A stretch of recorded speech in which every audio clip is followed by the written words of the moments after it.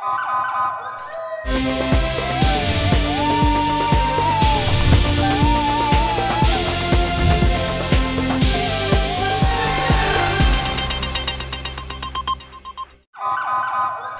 पहले नजर डालते हैं अब तक की बुलेटिन की खबर है बहावलनगर से। बहावलनगर अलखिदमत फाउंडेशन के ज़ेरे एहतमाम डिस्ट्रिक्ट बार एसोसिएशन हॉल में तकरीब में डिस्ट्रिक्ट बार के सदर काशिफ खाकवानी, जनरल सेक्रेटरी मिर्ज़ा बासित सरवर और नायब सदर इमरान जैदी समेत अलखिदमत के ज़िले सरपरस्त और बहावलनगर के सीनियर उस्ताद प्रोफेसर शफीक अहमद, डायरेक्टर अलखिदमत सैयद मसूद इकबाल शाह, ज़िले सदर अलखिदमत फाउंडेशन इरफान अहमद भट्टी ने शिरकत की।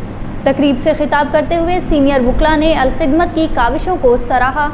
ज़िले सदर अलखिदमत फाउंडेशन इरफान अहमद भट्टी ने अलखिदमत की सरगर्मियों पर रोशनी डाली और सैलाब से होने वाले नुकसानात से आगाह किया। उन्होंने बताया कि अलखिदमत ने ज़िला भर से सैलाब मुतासरीन के लिए 1.25 करोड़ रुपए की रकम रवाना की है। प्रोफेसर शफीक अहमद ने इस अज़म का इजहार किया कि जिस तरह से बहावलनगर के तालीमी माहौल को बेहतर बनाने के लिए कोशिशें की, इसी तरह हम अलखिदमत के प्लेटफॉर्म से शहर की तामीर और मुस्बत सरगर्मियों के फ़रोग के लिए अपनी कोशिशें जारी रखेंगे।